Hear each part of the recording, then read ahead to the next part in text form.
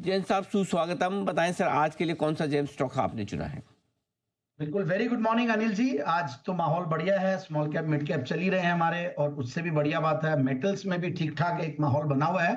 तो एक metal stock है, काफी दिनों से रडार पे था, और वो है कल्याणी स्टील्स लिमिटेड। इनफैक्ट अच्छा खासा टेक्निकली बहुत ही अच्छे लेवल्स पे, दैट इज वेरी इंपॉर्टेंट, क्योंकि मैं मेटल्स की जब भी बात करूंगा तो मैं उनके टेक्निकल्स को बहुत ज्यादा देखता हूँ, क्योंकि सिक्लिकल स्टॉक है, कमोडिटी स्टॉक है, थोड़ा सिक्लिकल्स में चार्ट्स देख ले तो बढ़िया रहता है, एंट्री एग्जिट थोड़ा बेटर टाइमिंग हो जाती है।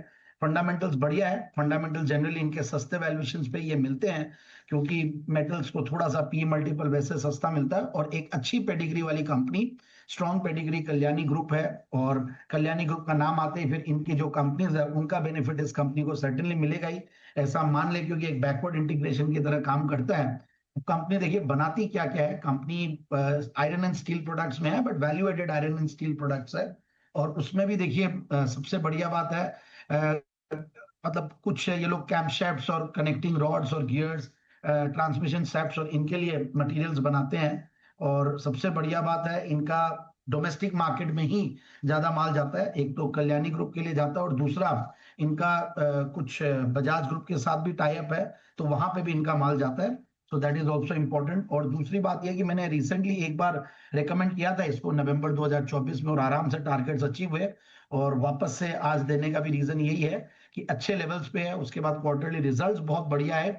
और अब देखिए टारगेट्स एक बार मैं दे देता हूं, ऊपर ये 1280 के लगभग गया हुआ है, और जहां से रेकमेंड किया था 827 से, उसके बाद इतना ऊपर जाने के बाद और वापस अब करेक्ट हुआ हुआ है। तो सबसे बढ़िया बात यही लगी मुझे, और करेक्शन के बाद भी आज 900 रुपए के लेवल्स है, which is not very high, और मुझे लगता है यहाँ से स्कोप बढ़िया है। तो 1050 के टारगेट के लिए स्टॉक को इन लेवल्स पे लेना चाहिए। और अब मैं एक बार थोड़ा सा और बैकग्राउंड देना चाहूंगा, जहां पे आज सुबह सुबह जब बात हो रही थी, एक्चुअली मैं अनिल जी 25-30 पेज के नोट्स से मैं लेके आता हूँ, ये इतने सारे नोट्स है जो आप लोग बात कर रहे थे बंसल जी और आप लोग, और बट एनीवेज लाना पड़ता है अनिल जी, जब आपको रिसर्च करनी पड़ती है, भले ही बोलेंगे हम 3-3.5 मिनट ही, बट पूरी अंदर की एनालिसिस पूरी करनी पड़ती है, क्योंकि बहुत रिस्पॉन्सिबिलिटीज के साथ हम लोग सब चैनल पे आते हैं। और देखिए क्वार्टरली रिजल्ट्स की हम बात करते हैं तो 63 करोड़ के सामने 80 करोड़ का पैट था, विच वाज वेरी गुड। मार्च 2024 और 25 को मैं कंपेयर कर रहा हूं, जिसमें मार्जिन बढ़ी है 18% से 21%। देखिए जनरली स्टील्स का नाम आता है, मेटल्स का नाम आता है, तो थोड़ा लगता है कि लो मार्जिन वाला काम होगा, बट यहाँ पे ये लोग हाई मार्जिन उसमें रहते हैं, क्योंकि ये ऑटो इंसुलरी की कंपनी मान लीजिए आप, एक तरीके से आयरन एंड स्टील प्रोडक्ट जरूर बनाते हैं।